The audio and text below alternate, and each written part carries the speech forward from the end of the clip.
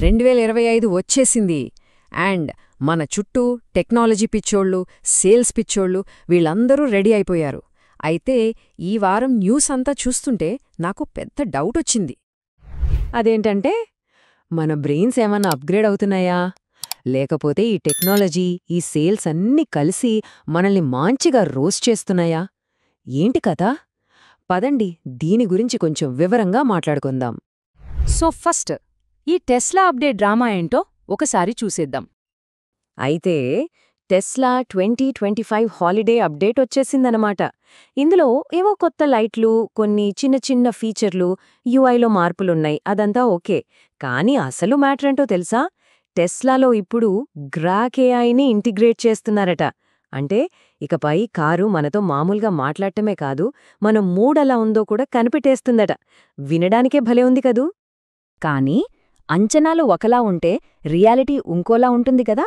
మనమేమో good morning sir, route క్లియర్గా ఉంది అని గ్రాక్ చెప్తుంది అనుకుంటాం. కానీ అది మనల్ని చూసి బ్యాటరీ లోగా ఉంది, వెళ్ళి పెట్రోల్ నింపుకో అని చెప్పినా ఆశ్చర్యపోనక్కర్లేదు. అంటే టెస్లాలో గ్రాక్ రావటం గ్రేట్ ఏమో కానీ మన దగ్గర ఆటోలో మీటర్ పనిచేయటమే ఒక పెద్ద మిరాకిల్. దీని గురించి ఎలాన్ మస్క్ అయితే ఒక పెద్ద స్టేట్మెంట్ ఇచ్చేశారు. ఏంటంటే ఇది డ్రైవింగ్ను శాశ్వతంగా మార్చేస్తుంది అని. అయ్య బాబోయ్! హైదరాబాద్లో డ్రైవింగ్ మారాలంటే ముందు కార్లు కాదు మారాల్సింది, మన డ్రైవర్ల మైండ్ సెట్ మారాలి. సో ప్రస్తుతానికి ఈ టెస్లా గ్రాక్ కాంబో అనేది మనకొక సైన్స్ ఫిక్షన్ సినిమా చూసినట్టే ఉంటుంది. సరే, టెస్లా సంగతి పక్కన పెడితే ఇప్పుడు జనరల్గా ఏఐ హైప్ గురించి కొంచెం లోతుగా మాట్లాడుకుందాం. గ్రాక్ 4.1 లాంచ్ అయ్యిందో లేదో ఇంటర్నెట్లో ఒక్కటే హడావుడి.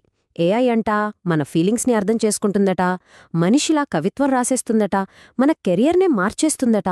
ఏమో, బహుశా రేపు పొద్దున్న మన బట్టలు కూడా అదే ఉతికేస్తుందేమో.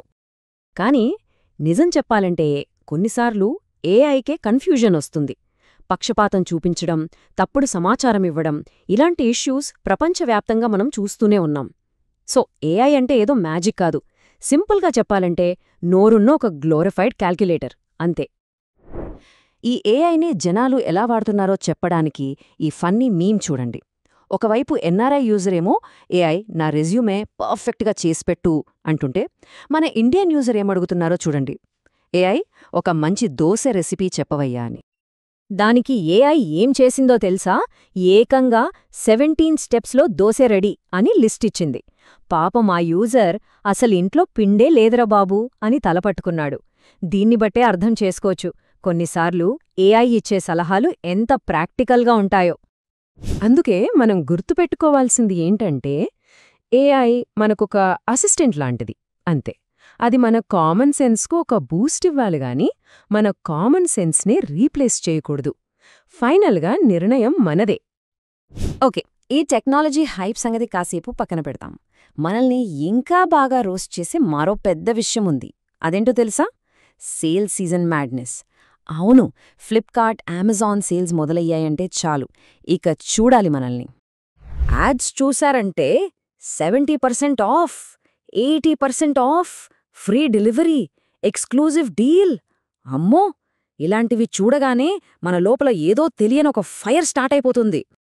ఆ తర్వాత ప్రాసెస్ చాలా సింపుల్. ఎవరైనా ఫ్రెండ్ మచ్చా సేల్ స్టార్ట్ అయిందిరా అని చెప్పడం ఆలస్యం, మన హార్ట్ బీట్ పెరిగిపోద్ది, క్రెడిట్ కార్డ్ చేతిలోకొచ్చేస్తుంది, కార్ట్ ఏమో మ్యాజిక్లా నిండిపోద్ది. ఇక ఫైనల్గా బ్రెయిన్ షట్ డౌన్. అప్పుడు మైండ్లో ఒకటే సౌండ్, కొనే కొనే కొనే. అంతా బానే ఉంది కానీ అసలు రియాలిటీ ఏంటి? కొన్ని ఆర్డర్లు క్యాన్సిల్ అయిపోతాయి, కొన్నింటికి డెలివరీ లేట్ అవుతుంది, ఇంకొన్నైతే ఫేక్ ఆఫర్లు ఉంటాయి. సాధారణంగా వచ్చే కంప్లైంట్స్ చూస్తే నిన్న ప్రైస్ 499 ఉంటే ఈరోజు సేల్లో 549 పెట్టారేంటి, ఇదేం సేల్ రా బాబూ, ప్రైస్ జంపా అని అడుగుతుంటారు. ఫేక్ డిస్కౌంట్లు, రాంగ్ ప్రోడక్ట్స్, డెలివరీ లేట్ అవ్వడం ఇవన్నీ సేల్ టైంలో కామన్ ప్రాబ్లమ్సు. సరే, ఈ టెక్ హైప్, సేల్ హైప్ ఇవన్నీ మనల్ని కాసేపు ఎంటర్టైన్ చేస్తాయి ఓకే, కానీ ప్రాక్టికల్గా మనం ఏం చెయ్యాలి? ఆ హైప్ గేమ్లో ఎలా గెలవాలి? ఇప్పుడు చూద్దాం. చూడండి, ఏఐ టూల్స్ వాడండి, తప్పులేదు. కానీ వాటి నుంచి అద్భుతాలు ఏమీ ఆశించొద్దు.